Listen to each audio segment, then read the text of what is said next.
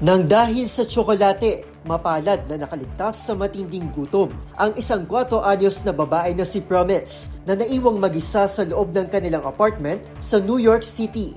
Natagpuan si Promise kasama ang mga naaagnas at nilalangaw ng katawan ng kanyang ina at kuya na sina Lisa at Nazir na 2 linggo na palang patay. April 15 nang ipatawag nila ang mga pulis sa apartment dahil sa umunoy masangsang na amoy, ngunit agad ding umalis nang di nila ito matukoy. April 18 lamang nasagip si Promise nang ipasilip na ito ng kanyang lolo.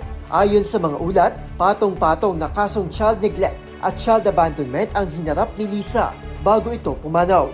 Reklamo ng isang kapitbahay, wala man lang daw ginawa ang Administration for Children's Services nang bumisita ito para sa isang wellness check. Kumatok lang daw ito at umalis ng walang kamalay-malay na may batang nakakulong sa loob.